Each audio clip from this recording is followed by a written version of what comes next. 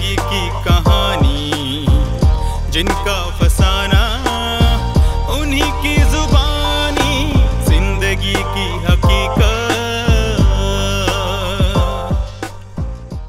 आज हम जिनकी मुलाकात आपसे करवाने वाले हैं वो एक ऐसी शख्सियत है जो कभी कवि हैं तो कभी लेखक, कभी एक मोटिवेशनल स्पीकर हैं तो कभी एक उम्दा अदाकार, कभी आरजे हैं तो कभी एक बेहतरीन एंकर, एक जबरदस्त कैमरा पर्सन, फोटोग्राफर और वॉइस ओवर आर्टिस्ट, एक अच्छे होस्ट और बहुत ही अजीज दोस्त, अपने विद्यार्थियों में हमेशा लोकप्रिय रहने वाले, मीडिया की अनेक कलाओं में पारंगत, मीडिया के सभी क्षेत्रों के जानकार, जनसंचार एवं मीडिया प्रौद्योगिकी संस्थान कुरुक्षेत्र विश्वविद्यालय कुरुक्षेत्र में असिस्टेंट प्रोफेसर के पद पर कार्यरत डॉक्टर आबिद अली जी से।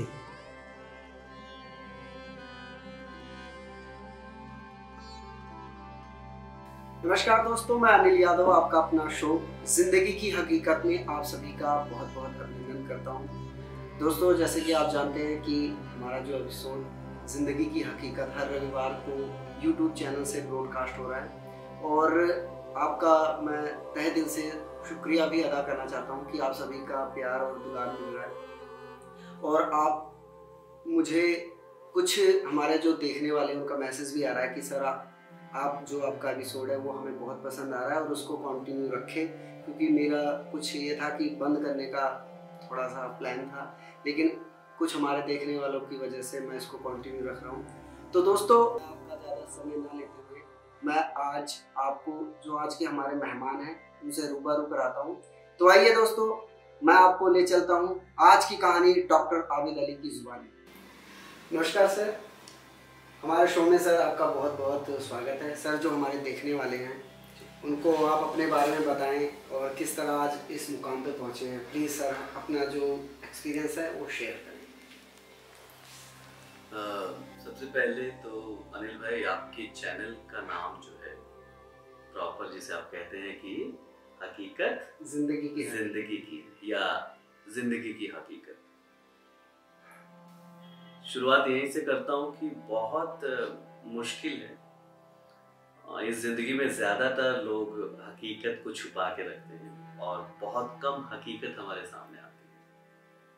लेकिन हम लोग मीडिया से जुड़े हैं तो हम कोशिश करते हैं कि हकीकत अगर हमारे सामने आ जाए तो शायद कुछ लोगों का भला। ऐसे आपकी मंशा है और मैं आपका इसके लिए बहुत शुक्रगुजार हूँ कि आप ऐसे लोगों को सामने लाते हैं। अब मीडिया से जुड़ा हूं तो मैं मीडिया के तरीके से ही अपनी जिंदगी की जद्दोजहद को मैं आपके सामने रखने की कोशिश करता हूं।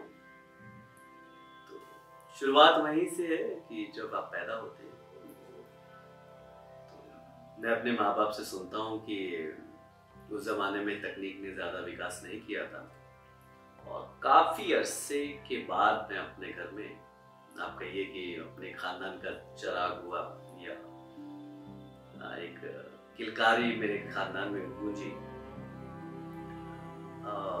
वक्त पंजाब, हरियाणा और उत्तर प्रदेश, ये तीनों ही मिट्टी मेरे अंदर समाई है। मेरा बचपन, मेरी पैदाइश और मेरा पढ़ना, पलना, सीखना, लिखना, ये सब पंजाब, हरियाणा, उत्तर प्रदेश इसी मिट्टी में हुआ है। तो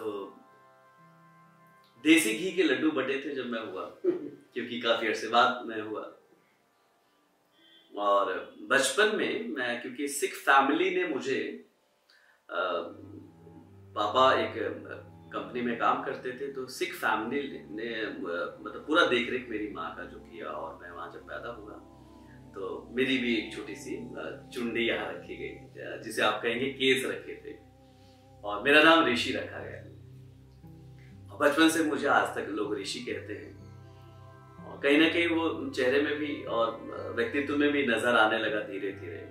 बाद में फिर नाम जब आबिद पड़ा तो मालूम पड़ा कि आबिद का भी मतलब खुदा की इबादत करने वाला या धार्मिक किस्म का इंसान। इमोशनल, और वो ऋषि का भी मतलब सेम निकल के आता है। और वहाँ मैं सिख फैमिली में मैंने सिख के जो कल्चर, हमारे जो नानक साहब ने जो ये शुरू किया था, सबद का भला हम कहते हैं ना, सबद का भला, वहां से वो चीजें मेरे अंदर आज हैं। इंग्लैंड के कपड़े आते थे, क्योंकि आप जानते हैं सिख परिवार हमारे जो है वो देश के कोने कोने में है। तो मैं उस फैमिली में जब बढ़ने लगा तो मम्मी बताती है कि मैं इंग्लैंड से आए कपड़े पहना करता। हालत घर की वही थी कि मजदूरी, पिताजी निकले और मेहनत करते थे, प्राइवेट जॉब थी। वक्त गुजरा और फिर मेरा रुख जो हुआ, थोड़ा सा कुछ वक्त मैं पंजाब में रहा, और जो स्कूलिंग जो मेरी हुई वो उत्तर प्रदेश का इलाका है जिसे हम कुशीनगर कहते हैं। अक्सर आपने किताबों में पढ़ा हुआ, जो हमारे गौतम बुद्ध का तथागत है वो कुशीनगर एक जगह, बहुत फेमस जगह है। वहाँ वो सारा इलाका, वहीं के आसपास के गांव में मैं बचपन बिताया। और जैसे मैं सौभाग्यशाली भी मानता हूँ कि मैं इस बात को कनेक्ट कर पा रहा हूँ, हमारे गुदड़ी के लाल हुए हैं। कहीं ना कहीं वो मेरे जीवन में हुआ। उत्तर प्रदेश के जब बचपने में मैं था तो हमारे गांव का नाम शुक्ल है, शुक्ल कहते हैं। तो वहाँ मेरे एक साथी थे और हम लोग जब स्कूल जाया करते थे बचपन में, मुझे याद है कि वो फिल्मी स्टाइल में ना, वो घंटी बजती है, खपरेल का स्कूल है और चने बेचने वाला साइकिल पे आ रहा है। ये करीबन 40-42 साल पुरानी बात आपको। और वो उसके स्कूल के साथ से पटरी गुजर रही है, वहाँ स्कूलिंग में नदी पार करके जाता था। करीबन 3 किलोमीटर में पैदल चला और वो 5-7 साल की उम्र मेरी शायद रही थी, कुछ ऐसा ही हुआ। और वहाँ से स्कूलिंग की और कहीं ना कहीं वो मिट्टी फिर मेरे अंदर है, जिसे हम कहते हैं शब्दों का उच्चारण है या व्याकरण है, तलफ्फुज़ है, भावनाओं में वो सब चीज़ें उस मिट्टी से सीखी। उसके बाद हरियाणा आ गया, हरियाणा में काम शुरू हुआ।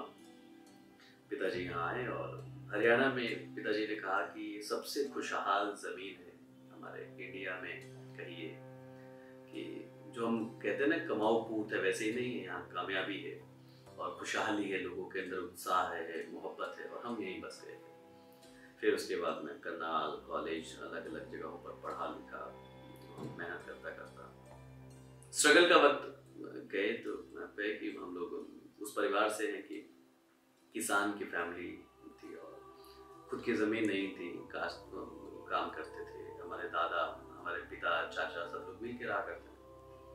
शहर में आए, फिर मेहनत की, मेहनत करने के बाद प्राइवेट नौकरी करते करते हम लोग को पढ़ाना लिखाना, किराए के मकानों पे रहना, स्कूल के लिए कुछ कुछ फीसें इकट्ठी करनी। कॉलेज के वक्त में मुझे अच्छे से याद है कि मैं मजदूरी के लिए चला जाता था। कि मैं गया और मैंने कि सीमेंट कैसे बनाते हैं, घोल कैसे करते हैं, और फिर मैं उसके साथ मजदूरी सीखता था। कुछ काम ऐसे बहुत सारे मैंने काम करने की कोशिश की। थोड़ा थोड़ा उससे मेरा उत्साह भी बना रहा और आर्थिक मदद भी मिलती रही। फिर पिताजी का सहयोग रहा, उन्होंने भी बहुत मशक्कत के साथ हम लोग को यहाँ तक मुकाम तक पहुँचाया। और कुल मिलाकर एक वक्त आया कि मैं यूनिवर्सिटी में IAS की तैयारी के लिए आया और मेरे एक दोस्त ने इत्तेफाक से कहा कि IAS की तैयारी के लिए हमें जर्नलिज्म डिप्लोमा ज्वाइन करना। तो हम जब आए जर्नलिज्म के डिप्लोमा में तो बस ऐसा हुआ कि आप प्रशासनिक तैयारी भूल गए और पत्रकारिता ने ऐसा अट्रैक्ट किया और उसके बाद जिंदगी बदल गई। और ये मेरी जो है शुरुआत से लेकर अब तक का जो। हाँ, एक इसमें जो सबसे अच्छी बात आपको बताने की वो है कि माँ बाप ने जो हम लोग को मदद की, मेहनत करने से उसका नतीजा क्या निकल कर आया है कि आज मैं अपने 7 पुश्तों में अकेला PhD और प्रोफेसर मीडिया, जिसे आप मतलब ग्रेड आप कुछ पेज में रहेंगे तो 15 साल से शिक्षक।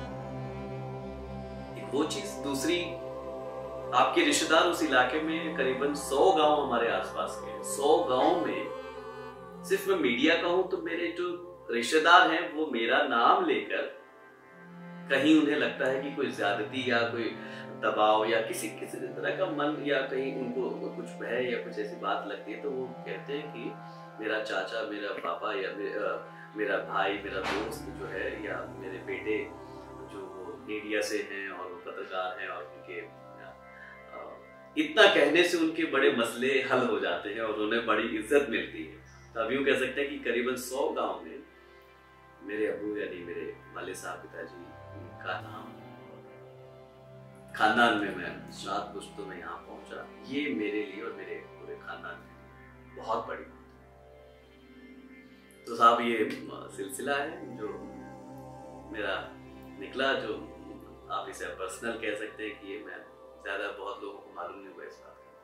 सर जैसे अभी कुछ संस्था से भी जुड़े हैं, क्लब, उसके बारे में वो कैसे आपने सोचा कि मतलब कहते हैं ना जब हम कोई नई राह पकड़ते हैं तो कुछ ना कुछ हमारे दिमाग में होता है या कुछ हो चुका होता है तो हम उस करके उसको हम ज्वाइन करते हैं सर। अनिल जी, इसमें ना मुझे ऐसा लगता है कि कुछ चीजें अपने साथ होती हैं। जैसे मैं हरियाणा के घरोना में मैं बचपन रहा है मेरा, वहीं फिर मैं उसके बाद मैं करनाल कॉलेज में और फिर कुरुक्षेत्र यूनिवर्सिटी में, तो करीबन 25 साल पहले आप देखेंगे ना तो ये जो वक्फा था ना, तो उस वक्त 80 और ये 2000 के दशक में बेल बॉटम का समय आया था, जो 80 में था, उसके बाद फिर बीच में आया था। और आप इत्तेफाक देखिए कि मैं घरोना में था, स्कूलिंग चल रही थी मेरी, तो मैं अपने वाले साहब की जो बेल बॉटम पैंटें हुआ करती तो उनको पहन के और उनके ऊपर वो अमिताभ बच्चन की तरह लंबे लंबे स्वेटर पहन के चला जाता था। तो लोग कहते थे क्या पहना है, और कुछ दिन के बाद मैं महसूस कर रहा हूँ कि वो ट्रेंड बन गया। फिर ऐसे ही मेरे कुछ बाल रखते थे, बड़े थे, बाल रख लिए, और भाई मिडिल क्लास आप समझ सकते हैं कि हमारा एक ग्रुप होता है और फिल्मी हीरोज को देखकर हम लोग को ड्रेसअप करना है और जो घर में है उसी को मैनेज करके तो क्रिएटिविटी दिखाते थे। और नतीजा ये निकला कि मुझे ऐसा लगता है कि कुछ वर्ष के बाद मैं एक ट्रेंड सेटर बन गया। वो हेयर स्टाइल हो तो मुझे अजय देवगन कहते थे जब मेरे लंबे लंबे बाल होते थे और ऐसे ही फिर ड्रेसअप पे चले आए। और कहीं ना कहीं वो सब चीजें ना फिर स्कूलिंग में भी हम थोड़ा सा पहलकदमी की तरफ, कुछ कल्चरल प्रोग्राम हो रहा है तो चले गए, दोस्तों के बीच में कोई बात है तो उनको उनका समझौता करने के लिए, उनको सजेशन देने के लिए पहलकदमी करते हैं। मोटे तौर पे अगर मैं बात करूं तो कहीं ना कहीं मिजाज में था, संस्कार में आ गए थे कि आपको पहलकदमी सीखनी चाहिए, फर्स्ट स्टेप उठाना चाहिए। फर्स्ट स्टेप उठाने का नतीजा ये हुआ कि लोगों से बहुत प्यार मिला। मैं अपने दोस्तों के बीच में उनका सेंटर पॉइंट हूँ, कोई परेशानी आती है तो आबिद भाई कहाँ है यार, उनसे पूछो वो बताएंगे हल। और कॉलेज में आया तो उनके लव गुरु के नाम से हमारे जितने लफड़े होते थे तो उनको सुलझाने के लिए फिर उनको सजेशंस देना। या फिर आप कहें कि मैं जब मीडिया में आया तो तभी भी ऐसा मामला था, ये पहलकदमी वहां से शुरू हुई। उसका नतीजा ये हुआ कि हम बढ़ते गए, पढ़ने लिखने का शौक हुआ, कुछ कुछ फिर यात्राएं करने का तो मुझे बहुत ज्यादा चाहत थी। बस मुझे ऐसा लगता था दुनिया में मैं अगर कुछ कर सकता हूँ तो बस सारे सुबह निकलूं और जिंदगी भर मैं चलता, पहाड़, रेगिस्तान, झरने, मोटे तौर पर मतलब जिंदगी में समझ में आता था कि एक तरफ बर्फ होती है, एक तरफ पहाड़ होता है, एक तरफ रेगिस्तान है और एक समतल भूमि और जंगल है। तो मैंने इन पांचों चीजों को देखा। अब वो देखने के लिए वो बड़े बड़े शहरों के नाम नहीं पता थे, जैसे जैसे उम्र बढ़ी तो एक एक कड़ी जुड़ती चलेगी और फिर आप यूँ कहें कि पहले छोर से लेकर अंतिम छोर तक की रेगिस्तान देखना, पहाड़ देखना, रात दिन सुबह शाम छोटे छोटे लम्हे जुड़ते चले गए। और उन्होंने फिर बहुत सारी चीजें उन यात्राओं में आपके अंदर उतार दी और फिर आपके व्यक्तित्व में ऑटोमेटिकली वो सब चीजें चली आती हैं, जिसे हम अनुभव कहते हैं। और द अल्केमिस्ट किताब है, वो कहती है कि यात्राएं करते रहिए, यात्राएं आपको सिखा देंगी और जीवन में यात्राएं करना बहुत जरूरी है। थिएटर से भी जुड़े सर, एक्टिंग इसका कैसे, ये कब स्टार्ट करा आपने?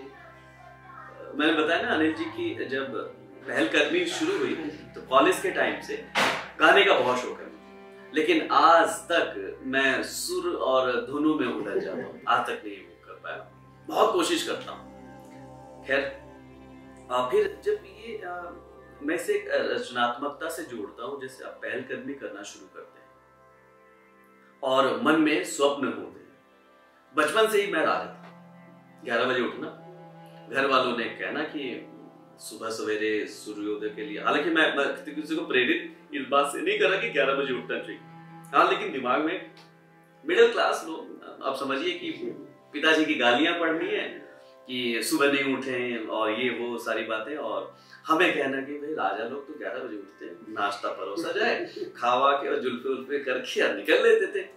अच्छा, इस सब में ना सारा खेल वही था कि बहुत नॉर्मल तरीके से मिडिल क्लास फैमिली में और वो सब चीजें थी, लेकिन खुशहाली थी हम लोगों के परिवार में। अच्छा, पैसा नहीं था, मशक्कत होती थी, लेकिन चेहरे और मोहरे में ना मतलब ड्यूल नहीं था। मैंने महसूस किया हमारे खानदानों में या लगभग सभी परिवार में संस्कारों की बात होती थी। कहीं ना कहीं मुझे लगता है अनिल जी वही सब चीजें उन्होंने आगे बढ़ाया, और जब एक एक चीजें बढ़ी तो मैं जर्नलिज्म में घुसा, तो उसी दौरान कॉलेज से थिएटर करना शुरू किया, थोड़ा बहुत नाटक करना शुरू किया।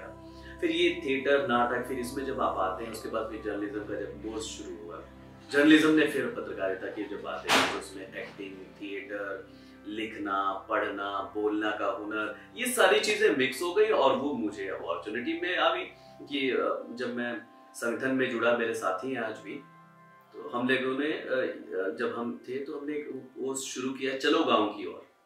तो जोश था, नया नया युवा थे कॉलेज के कि गांव में जाना है और लोगों को प्रेरित करना है, सामाजिक बुराइयों से दूर करने के लिए, अच्छा रखना है सबको देश में। वो कहते हैं ना कि मजहबों के नाम पर देखियो तो क्या होने लगा, सब्जियां हिंदू हो गई और बकरा मुसलमान होने लगा, है ना। तो ऐसे ऐसे मसले थे, तो हम कहते थे धर्म के नाम पर चीजें ठीक हो। बहुत सारी बातों को लेकर हम लोग जागरूकता की तरफ आगे बढ़े। फिर नतीजा क्या निकलता है कि उन सब चीजों ने ना आपके अंदर क्रिएटिविटी बढ़ा दी, और क्रिएटिविटी में फिर वो ऑटोमेटिकली और जर्नलिज्म के कोर्स में वो फिट बैठती गई। वहाँ आपको कॉन्फिडेंस, आवाज चाहिए, अच्छी लेखनी चाहिए, तो हम लोग आलेख लिखने लगे। आपको प्रेजेंटेशन अच्छा आना चाहिए, तो एंकर के नाते हम लोग मंच संचालन करने लगा मैं। तो ये सब चीजें जब चल रही थी, तो उसी दौरान मुझे ऑफर मिलने लगे कि हरियाणा सरकार की ओर से गीता जयंती महोत्सव में मंच पे संचालन करने लगा। हम बड़ा मजाक लगाते हैं इन बातों को कि मंच पे ऐसे बोलना ही होता है, लेकिन मंच संचालक के हाथ में उस कार्यक्रम की जो भूमिका रहती है, उसका जो उतार चढ़ाव, उसकी कामयाबी उस मंच के संचालक के हाथ में होती है। और संचालक बहुत बड़ी बात है, हम कई बार मुझे ऐसा लगता है हम हल्के में लेते हैं बात। बहरहाल मेरे साथ ऐसा हुआ कि मुझे हमेशा प्रशंसा मिली। फिर थिएटर में हम जुड़े। मुझे आज भी याद है कि असगर वजाहत साहब जामिया मिलिया इस्लामिया के हिंदी के प्रोफेसर हैं, और आपकी उम्र दराज हो और आपकी सेहत ठीक रहे। आपने जिस लाहौर ने वेख्या जम्मिया ने करके एक नाटक लिखा, और हम लोगों ने जो स्कूल में कॉलेज में सीखा पढ़ा, जो संस्कारों में आया, तो उस नाटक को लेकर करीबन हमने 17 से ज्यादा स्टेट्स में काम किया। मुझे याद है विश्वदीप तिरखा एक हमारे आदरणीय है, जिन्होंने हरियाणा में कला परिषद और ये हमारा एक कलाकारों के लिए प्लेटफॉर्म दिया। मिल के हमने, और उनके जरिए से हिंदू मुस्लिम की बात है, एकता की बात है, मोहब्बत की बातें हैं, 17 स्टेट में वो मंच किया। पहली बार मैंने जो थिएटर किया था वो कालीबाड़ी मंदिर में, शिमला में, गॉड साहब का थिएटर था। वहाँ हमारे एक थे साथी, और सब हम लोगों ने मिलके वहाँ नाटक वाटक किए और ओपन थिएटर में जाया करते थे। यूं थिएटर का शुरुआत हो गई। फिर इधर से जर्नलिज्म में पत्रकारिता करने लगा, और फिर जब वहां से निकले तो पत्रकार बना। फिर वो साइकिल वाला पत्रकार मुझे यहाँ कहते थे, कुरुक्षेत्र में करीबन आज से 20 साल पहले मैं यहाँ जब पत्रकारिता में था, साइकिल वाला पत्रकार नाम था। कैमरा, फिर कोई फिल्म चल रही है तो वहां खड़ा हो गया, जाकर देखने लगा। ये मैं पूछता था, भाई साहब ये लाइट कौन सी है? तो जर्नलिज्म की पढ़ाई के बाद तो थोड़ा वो सब सीख लिया था, तो वो प्रोफेशनल लाइटिंग हमने देखी नहीं थी कभी। तो बताया कि बेबी लाइट है या HMI लाइट जो आप लोग जानते हैं ना, तो वो कभी जानते जरूर थे, लेकिन जब सेट पर लग रहा तो बड़े बड़े सेट्स लगते थे, वो सब देखना। वहां से फिर इंडस्ट्री की फिर साथियों का मिलना हुआ, तो फिर स्क्रिप्ट राइटिंग लिखना, छोटी छोटी शॉर्ट्स फिल्में करना, एडवर्टीजमेंट्स बनाना, एक्ट करना, थिएटर करना, costume designing, set designing, advertisements की स्क्रिप्ट, कॉपी राइटिंग, और फिर मंच संचालन, फिर 2000 में एक ऐसा मौका मिला कि मुझे जीवन में मैंने सोचा था, पढ़ते हुए मैं जब यहाँ यूनिवर्सिटी में शाम को कुर्ता पजामा पहने प्रोफेसर्स को देखता था, उनके हाथ में एक छड़ी होती थी, वो टहलते थे, तो हॉस्टल्स के दिनों में उनको देखकर और ये जो सुहानी यादें हैं उनमें मन में हमेशा तमन्ना थी कि मुझे भी शिक्षक बनना। और यकीन मानिए 2006 में वो वक्त आया, सारी मेहनतें रंग लाई और उन सब चीज़ों ने मिलकर मुझे मेरे जीवन के लक्ष्य को जो मैं बचपन से सोचता था वो पूरा करवाया। और मैं एक प्रवक्ता, जिसे हम कहते हैं असिस्टेंट प्रोफेसर के तौर पर कुरुक्षेत्र विश्वविद्यालय के इंस्टीट्यूट ऑफ मास कॉम मैंने पद ग्रहण किया और तब से लेकर आज तक मैं यहाँ पर हूँ। रेडियो टीवी मेरा फील्ड रहा है, तो उसको मैंने पढ़ाया। इसके साथ साथ मैं ऑल इंडिया रेडियो में अनाउंसर रहा, ड्रामा आर्टिस्ट, आज भी आपकी वजह से रोहतक और यहाँ से कई नाटक प्रसारित हो चुके हैं। तो कैजुअल अनाउंसर हम कंपेयर करते हैं, जिसे हम आरजे कहते हैं, आज ना पहले कैजुअल अनाउंसर कहा जाता है। तो आकाशवाणी से कैजुअल अनाउंसर के तौर पर, या एक और खिताब आप कहें तो आबिद गोरखपुरी के तौर पर, हालांकि इतना मुझे कहना नहीं आता है, लेकिन एक हमारे साथी हैं मुंबई में हैं, अभी वो लिरिक्स लिखते हैं, विनोद काफिर, डॉक्टर विनोद काफिर, उनके हाथों मुझे गोरखपुरी का तखल्लुस नवाजा गया, तो आबिद गोरखपुरी के नाम से मुझे एक पेन नेम मिला। थोड़ी सी उसकी मर्यादा बनाए रखने के लिए टूटा फूटा कह लेता हूँ। तो सर, जैसे अभी आप कह रहे हो आपको एक्टिंग का भी शौक रहा है और मन संचालन किया, कहते हैं इस चीज को देखते हुए किसी ने नहीं कहा कि आपको यहाँ क्या कर रहे हैं, मुंबई जाना चाहिए? बहुत बार जब मैं अनाउंसर था तो आकाशवाणी में बकायदा पोस्ट कार्ड पर मेरे लिए चिट्ठी आती थी, और वैसी मोहब्बत हुई कि मेरे बहुत सारे लिसनर्स जो थे उन्होंने अपने छोटे छोटे क्लब बना रखे थे। आप कभी आप देखें तो हमारे सिलेबस में भी आता है, पहले जो क्लब्स होते जैसे मद्रास प्रेसिडेंसी क्लब था, ऐसे लिसनर्स क्लब है। और रालेगांव का महाराष्ट्र में बड़ा फेमस है एक श्रोता संघ के नाम से, तो उनके साथ कनेक्ट हुआ मैं। फिर हम लोगों ने खुद अपनी कुछ मैगजीन्स चलाई और श्रोताओं के साथ काम किया मिलकर। तो उसी दौरान ये सब चीजें हो रही थी, तो उन्होंने कहा कि आप छोड़ दीजिए, आप आरजे में जाइए और बड़े बड़े मंचों पर आपको नेम फेम मिलना है। और कैजुअल में मिल भी रहा था, लेकिन कहा कि आप और बड़े जाइए, आप यहाँ क्या कर रहे हैं, आपका तो मतलब आसमान बहुत बड़ा है।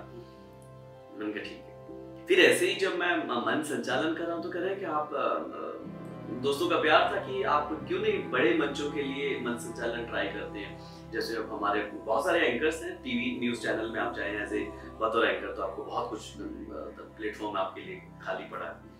सर, आप रेडियो के काफी, मतलब मैं कहूँ कि आप एक बहुत अच्छे एक्सपर्ट हैं, आरजे रेडियो के से संबंधित हैं।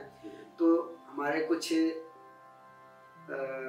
विद्यार्थी भी हैं जो हमारे मास कम्युनिकेशन कर रहे हैं, नहीं कर रहे हैं, लेकिन वो इस लाइन में जाना चाहते हैं। कहते हैं ना, अपने जो अपनी आवाज है उसके मतलब उससे कुछ कमाना भी चाहते हैं और अपना नाम भी कमाना चाहते हैं। तो मैं चाहता हूँ आप कुछ टिप्स दें ताकि वो थोड़ा इस पे। मैं अनिल जी, इसमें दोनों ही चीजें जोड़ूंगा कि मैं इस वक्त रेडियो टीवी में मैं एंकर रहा, प्रोड्यूसर रहा, एक लोकल चैनल हमने चलाया था। तो टीवी रेडियो दोनों में ही आवाज दोनों में चाहिए। सिनेमा में आप म्यूट कर दीजिए तो 1913 में पहुंच जाएंगे, जब मूक सिनेमा स्टार्ट हुआ था। और राजा हरिश्चंद्र की जब बात करते हैं 1931 में आते हैं, तो हम लोग को फिर आवाज सुनने को मिलती है। तो आवाज तो यूं है कि मैं कहूँ कि उसके बगैर तो दुनिया है ही। और आप सिर्फ रेडियो इंडस्ट्री की बात करें तो इसी आवाज के बूते पर रेडियो इंडस्ट्री, डबिंग इंडस्ट्री, उसके बाद फिर आपका मोबाइल के लिए जो वॉइस रिकॉर्ड करते हैं, यानी कितना तो काम है। बैंकिंग का हर चीज ऑनलाइन हो गया, और ऑनलाइन में दो चीजें, एक तो रिटर्न में आता है, दूसरा वॉइस कमांड से आता है। तो आप मोबाइल का पूरा एक सिस्टम उठा लीजिए तो वॉइस कमांड है। लिखे हुए को आपको ज्यादा समझ में नहीं आता, आप कहते हैं अगर कोई बोल कर बताए तो वो आप वॉइस कमांड करते हैं, फिर आप सुनते हैं तो वो इंस्ट्रक्शन जल्दी आ जाती है। तो आवाज वाले लोग हैं वो मिमिक्री आर्टिस्ट बन सकते हैं, है ना, डबिंग आर्टिस्ट बन सकते हैं। वो शिथिल साहब को आप जानते हैं, कौन सा ऐसा एक्टर है जिसकी आवाज नहीं, शिथिल साहब जो मिमिक्री आर्टिस्ट है। अमीन सियानी साहब को अगर मैं नाम लूं तो रेडियो उनके बगैर पूरा नहीं होता। शिथिल साहब को अगर मैं ना बुलाऊं तो वॉइस में या डायलॉग डिलीवरी के डिफरेंट लोगों की आवाज निकालना वो ना पूरा नहीं होगा। ऐसे ही हमारे कार्टून आर्टिस्ट हैं वो जो बहुत सारी आवाजें निकालती हैं। देखिए एग्जैक्टली बहुत सारे लोग हैं ऐसे, आज नया दौर है डबिंग आर्टिस्ट का, वॉइस ओवर आर्टिस्ट का, और आवाज में तो आरजे बनना है, एंकर बनना है, एक अच्छा भाषण देने वाला बनना है, एक न्यूज प्रेजेंटर बनना है। फिर आप मंच पर अगर आपके पास एक अच्छा है तो आप बहुत सारी राजनीतिक पार्टियों के प्रवक्ता बन सकते हैं, स्पोक्स पर्सन जिसे कहते हैं। आप खुद एक अच्छे मोटिवेशनल स्पीकर बन सकते हैं। कौन नहीं जानता, शिव खेड़ा जी ने जब स्टार्ट किया उनके पास लेखन में तो मोटिवेशनल था ही, जब प्रेजेंटेशन उन्होंने प्रेजेंट किया अपने आप को तो वो माइक पर मोटिवेशनल प्रेजेंटर के तौर पर, उसके बाद लाइनें लग गई। आज आपके सामने हजारों की संख्या में लोग बैठे हैं जो कि मोटिवेशनल स्पीकर के तौर पर देखे जाते हैं और उनकी डिमांड है आज। तो ऐसे बहुत सारे काम है आपकी आवाज के बूते पर आप कर सकते हैं और बहुत नेम फेम के साथ मजा भी है। सर उसके मतलब इम्प्रूवमेंट के लिए क्या करना चाहिए, थोड़ा 2 टिप्स थोड़े से अगर बता दें। ओरिजिनल रहिए, बिल्कुल ओरिजिनल रहिए, किसी को कॉपी करने की जरूरत नहीं है। अपनी आवाज में ओरिजिनलिटी लेकर आए। आपके पास खूब सारा कंटेंट है जिसके लिए मैंने कहा था यात्राएं कीजिए। जितना ज्यादा अनुभव होगा आपका शब्दकोश उतना ही ज्यादा अच्छा बनेगा। खूब सारा पढ़ने के लिए कोशिश कीजिए, अच्छे लोगों को। पढ़ाई में भी देखिए किताबें हजारों लाखों, लेकिन मुझे ये ध्यान रखना है कि मैं किसे पढ़ रहा हूँ और क्या कंटेंट पढ़ रहा हूँ। यही वो कंटेंट है जो मुझे बागी बना देता है, यही वो कंटेंट है जो मुझे साधु बना देता है। तो मुझे कंटेंट प्रॉपर चूज करना है। जैसे स्वामी विवेकानंद ने कहा है कि सारी शक्तियां आप में विद्यमान है, आप जब चाहे जहां चाहे जो चाहे कर सकते हैं, लेकिन जरूरत इस बात की है कि वो सकारात्मक होगा, ये आप पर निर्भर करता है। अच्छा बुरा करेंगे वो तो हो जाएगा, बुरा चाहेंगे वो भी आप अचीव कर ले, लेकिन डिपेंड करता है। तो शब्दकोश बढ़ाइए, आवाज में किसी तरह का भय न रखिए, है ना। प्रैक्टिस की बात है तो बुरी आदतों से बचें, खान पान अच्छा रखें, हेल्दी रहें, क्योंकि फेफड़े, गले और पेट का खेल है सारा। नाभि से हम कहते हैं ओम की आवाज की उच्चारण जब करते हैं तो इसके लिए जोर की जरूरत है। यानी आपका शरीर अच्छा होना चाहिए, मन स्वच्छ होना चाहिए, शब्दकोश होगा, आवाज में मधुरता होगी।